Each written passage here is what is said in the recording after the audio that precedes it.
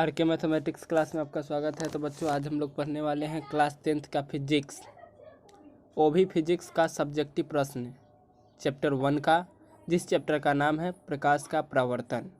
तो प्रकाश का प्रवर्तन तो चैप्टर का नाम है। तो सबसे पहले हम लोग जानेंगे प्रकाश के बारे में कि प्रकाश होता क्या है, यानी कि लाइट। तो प्रकाश के बारे में जानते हैं हम लोग। तो प्रकाश वह कारक है जिसकी सहायता से हम किसी वस्तु को क्या करते हैं, देख पाते हैं। प्रकाश वह कारक है जिसकी सहायता से हम किसी वस्तु को देख पाते हैं। बच्चों ध्यान दीजिए, अगर प्रकाश ही नहीं रहेगा तो हम किसी वस्तु को देख ही नहीं पाएंगे। इसलिए किसी वस्तु को देखने के लिए प्रकाश का होना जरूरी है। तो प्रकाश वह कारक है जिसकी सहायता से हम किसी वस्तु को देख पाते हैं। तो यह तो हुआ प्रकाश के बारे में कि प्रकाश होता क्या है। अब हम लोग जानते हैं कि प्रकाश स्रोत क्या होता है, यानी कि प्रकाश का स्रोत। तो जिस वस्तु से प्रकाश निकलता है उसी को हम लोग क्या कहते हैं, प्रकाश स्रोत कहते हैं। तो देखिए यहाँ पे हमने लिखा भी है कि जिस वस्तु से प्रकाश निकलता है उसे हम प्रकाश स्रोत कहते हैं। अब ध्यान दीजिए, कुछ प्रकाश स्रोत जो है वह प्राकृतिक होते हैं तो कुछ मानव निर्मित। अब हम लोग जानते हैं कि कौन प्रकाश स्रोत प्राकृतिक होते हैं और कौन मानव निर्मित होते हैं। तो देखिए, प्राकृतिक स्रोत के अंतर्गत जो होते हैं वह सूर्य, तारे आदि आते हैं। प्राकृतिक स्रोत के अंतर्गत सूर्य, तारे आदि आती हैं। और मानव निर्मित में देखिए 2 नंबर जो था, तो मानव निर्मित में होगा कि इसके अंतर्गत बिजली का जलता बल्ब, क्योंकि इसको मानव ने बनाया है। दूसरा बल्ब तो हो ही गया। दूसरा मोमबत्ती, इसको भी मानव ने ही बनाया है। लैंप, लालटेन, दिया, ये सब जो है वह मानव निर्मित के अंतर्गत आते हैं। अब हम लोग देखते हैं महत्वपूर्ण तथ्य के बारे में। क्या देखेंगे बच्चों? तो महत्वपूर्ण तथ्य के बारे में। तो नंबर 1 पॉइंट है कि प्रकाश एक प्रकार की ऊर्जा है। नंबर 2 पॉइंट है कि प्रकाश हमेशा सीधी रेखा में गमन करती है। नंबर 3 पॉइंट है कि सबसे अधिक प्रकाश का वेग हवा या निर्वात में 3 × 10⁸ मीटर प्रति सेकेंड होता है। नंबर 4 पॉइंट है कि सूर्य हम पृथ्वीवासियों के लिए प्रकाश का सबसे बड़ा स्रोत है। बच्चों, तो अब हम लोग पढ़ने वाले हैं कि प्रदीप्त वस्तुएं किसे कहते हैं। तो बच्चों ध्यान दीजिए, इसको एक और नाम से जाना जाता है, दीप्तिमान। तो हमने दोनों ही लिख दिया है कि प्रदीप्त या दीप्तिमान वस्तुएं किसे कहते हैं। यह प्रश्न नंबर 3 में है। तो बच्चों ध्यान दीजिए, इसका जो आंसर होगा, तो आंसर है कि वे वस्तुएं जो प्रकाश उत्सर्जित करती है प्रदीप्त या दीप्तिमान वस्तुएं कहलाती है। उत्सर्जित का मतलब क्या होता है, यानी कि प्रकाश देती है। जैसे सूर्य हम लोगों को क्या करता है, प्रकाश देता है, रोशनी। दूसरा है बिजली का जलता बल्ब, यह भी हमें क्या देता है, प्रकाश ही देता है। चलिए, तीसरा है बच्चों कि जलती हुई मोमबत्ती भी हम लोग को क्या करता है, प्रकाश ही देता है। तो इसीलिए इसका जो परिभाषा बना कि वे वस्तुएं जो प्रकाश उत्सर्जित करती हैं प्रदीप्त या दीप्तिमान वस्तुएं कहलाती है। चलिए बच्चों, अगला जो हमारा प्रश्न है 4 नंबर, वह प्रश्न है कि अप्रदीप्त वस्तुएं किसे कहते हैं। तो जस्ट इसका उल्टा कर दीजिए आप लोग। तो जो प्रकाश देता है वह प्रदीप्त वस्तुएं कहलाता है, और जो प्रकाश नहीं देगा वह अप्रदीप्त वस्तुएं कहलाता है। तो आइए इसका आंसर हम लोग देख लेते हैं। तो आंसर में है बच्चों कि वे वस्तुएं जो प्रकाश उत्सर्जित नहीं करती है अप्रदीप्त वस्तुएं कहलाती हैं, यानी कि प्रकाश नहीं देगा। जैसे टेबल प्रकाश नहीं देगा हम लोगों को, कुर्सी, पुस्तक आदि। अगला क्वेश्चन है बच्चों 5 नंबर कि प्रकीर्णन किसे कहते हैं। आंसर है बच्चों, जब प्रकाश सूक्ष्म कणों जैसे वायु के अणुओं या धूल कणों पर पड़ता है तो वे कण उन पर पड़ने वाले प्रकाश की कुछ ऊर्जा को अवशोषित कर फिर उसे चारों ओर होगा बच्चों, यहाँ और नहीं होगा, और चारों ओर विकृत करते हैं। इस प्रक्रिया को प्रकीर्णन कहा जाता है। फिर से बच्चों ध्यान दीजिए कि प्रकाश जब सूक्ष्म कणों पर पड़ता है तो वे कण उन पर पड़ने वाले प्रकाश की कुछ ऊर्जा को अवशोषित कर फिर उसे चारों ओर विकृत करते हैं। इस प्रक्रिया को प्रकीर्णन कहा जाता है। अब बच्चों 6 नंबर जो हमारा प्रश्न है वह प्रश्न है कि प्रकाश का किरण किसे कहते हैं। तो बच्चों इसका आंसर है कि एक सरल रेखा पर चलने वाली प्रकाश को प्रकाश का किरण कहते हैं। और बच्चों इसे तीर चिन्ह द्वारा निरूपित किया जाता है।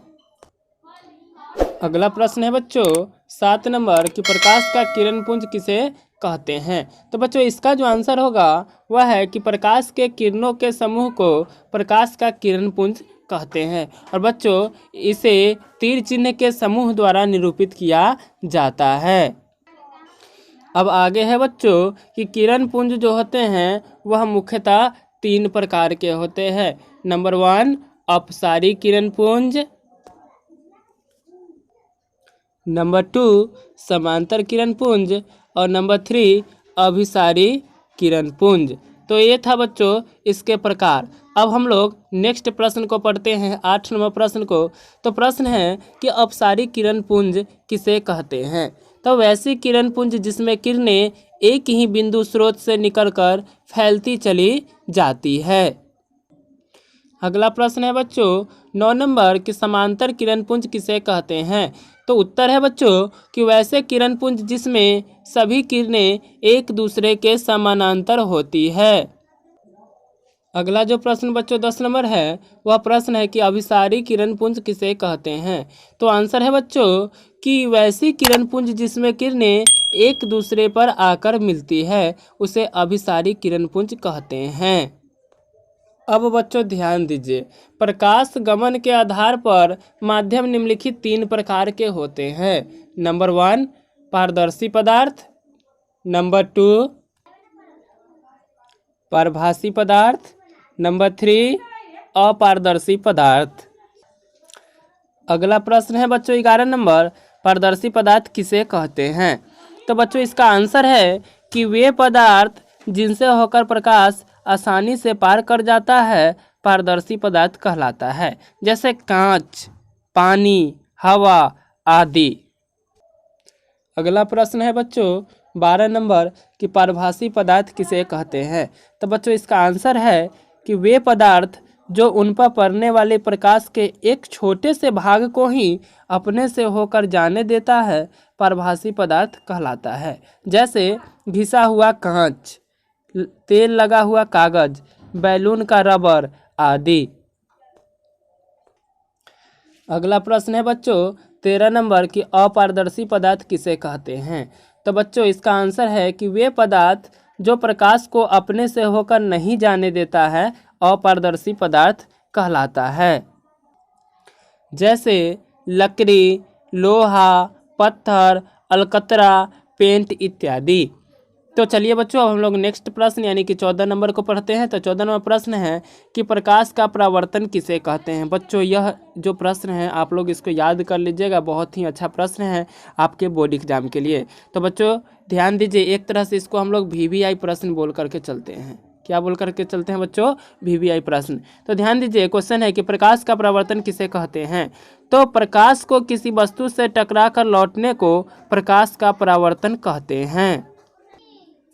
15 नंबर प्रश्न है बच्चों परावर्तन के नियम। तो प्रकाश की किरण किसी सतह पर पड़कर जिन नियमों का पालन करते हुए उस सतह से परावर्तित होता है उन नियमों को परावर्तन के नियम कहते हैं। इसमें नंबर 1 देखते हैं बच्चों। तो आपतित किरण, किसी सतह पर पड़ने वाली किरण को आपतित किरण कहते हैं। नंबर 2 है बच्चों आपतन बिंदु। तो जिस बिंदु पर आपतित किरण सतह से टकराती है उसे आपतन बिंदु कहते हैं। नंबर 3 है बच्चों परावर्तित किरण, जिस सतह में चलकर आपतित किरण सतह पर आती है उसी माध्यम में लौट गई किरणों को परावर्तित किरण कहते हैं। चौथा है बच्चों अभिलंब। तो किसी समतल सतह के किसी बिंदु पर खींचे हुए लंब को उस बिंदु पर अभिलंब कहते हैं। बच्चों ध्यान दीजिए, अभी तक जो आपने प्रश्न पढ़ा उस सभी प्रश्न में सबसे ज़्यादा इम्पोर्टेंट जो आपका प्रश्न है वह प्रश्न नंबर 16 है। कितना बच्चों? तो प्रश्न नंबर 16 है। इसको हम लोग VVI नहीं बल्कि इसको हम लोग MVVI बोल करके चलेंगे। यह प्रश्न आप लोग बहुत ही अच्छे तरह से याद कीजिएगा क्योंकि यह आपके बोर्ड एग्जाम के लिए बहुत ही इम्पोर्टेंट प्रश्न है। तो प्रश्न है कि प्रकाश के परावर्तन के नियम को लिखे। तो बच्चों ध्यान दीजिएगा कि प्रकाश के परावर्तन के 2 नियम हैं। नंबर 1 आपतन कोण परावर्तन कोण के बराबर होता है। नंबर 2 आपतित किरण कौमा परावर्तित किरण तथा आपतन बिंदु पर खींचा गया अभिलंब तीनों एक ही समतल में होते हैं। अगला प्रश्न है बच्चों 17 नंबर कि प्रतिबिंब किसे कहते हैं। तो किसी बिंदु स्रोत से आती प्रकाश की किरणें दर्पण से परावर्तन के बाद जिस बिंदु पर मिलती है या जिस बिंदु से आती हुई प्रतीत होती है उसे इस बिंदु स्रोत का प्रतिबिंब कहते हैं। अब बच्चों बात है कि प्रतिबिंब कितने प्रकार के होते हैं। तो आपका जो प्रतिबिंब है वह प्रतिबिंब दो प्रकार के होते हैं। पहला जो है बच्चों वह वास्तविक प्रतिबिंब है और दूसरा है काल्पनिक प्रतिबिंब, जिसे हम लोग आभासी प्रतिबिंब भी कहते हैं। अगला प्रश्न है बच्चों 18 नंबर कि वास्तविक प्रतिबिंब किसे कहते हैं। तो बच्चों इसका आंसर है कि किसी बिंदु स्रोत से आती प्रकाश की किरणें दर्पण से परावर्तन के बाद जिस बिंदु पर मिलती है या जिस बिंदु से आती हुई प्रतीत होती है उसे उस बिंदु स्रोत का वास्तविक प्रतिबिंब कहते हैं। देखिए बच्चों हमने 2 स्टार देकर के यहाँ पॉइंट बनाया है आपके ऑब्जेक्टिव प्रश्न के लिए। तो इसमें हम क्या लिखे हैं, तो 1 नंबर स्टार में देखिए कि वास्तविक प्रतिबिंब पर्दे पर प्राप्त किया जा सकता है। नंबर 2 जो स्टार है वह है कि वास्तविक प्रतिबिंब वस्तु की अपेक्षा हमेशा होता है। ऐसे मतलब ऑब्जेक्टिव प्रश्न आपसे पूछेगा तो वास्तविक प्रतिबिंब वस्तु की अपेक्षा हमेशा उल्टा होता है। तो आपसे ऑब्जेक्टिव किस प्रकार पूछा जाएगा बच्चों, तो पूछा जाएगा कि वास्तविक प्रतिबिंब को पर्दे पर प्राप्त किया जाता है कि नहीं। तो बच्चों वास्तविक प्रतिबिंब को पर्दे पर प्राप्त किया जाता है तो अगला प्रश्न आपसे पूछा जाएगा कि वास्तविक प्रतिबिंब वस्तुओं की अपेक्षा होता है। तो देखिएगा बच्चों उसमें एक ऑप्शन दिया होगा हमेशा उल्टा, तो वही इसका होगा आंसर।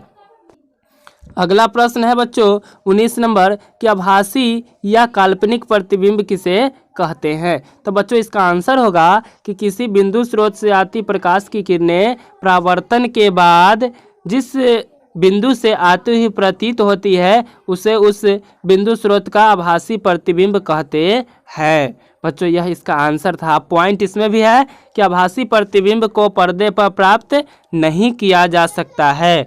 नंबर 2 पॉइंट है कि आभासी प्रतिबिंब वस्तु की अपेक्षा हमेशा सीधा होता है। तो बच्चों ध्यान दीजिए अभी इस चैप्टर में और भी प्रश्न बाकी है, अभी यह चैप्टर समाप्त नहीं हुआ है। तो बच्चों आप हमारे साथ जुड़े रहे, हम इस पाठ का और भी प्रश्न लेकर के आएंगे और भी नेक्स्ट वीडियो में आप हमारे साथ बने रहें। और हाँ बच्चों ध्यान दीजिए आपको जो भी कोई दिक्कत हो प्रश्न में तो आप हमारे टेलीग्राम लिंक पर जा कर के हमसे अपने समस्या का समाधान ले सकते हैं। अगर यह वीडियो आपको अच्छी लगी हो तो प्लीज़ हमारे चैनल को लाइक कमेंट और सब्सक्राइब करें। धन्यवाद।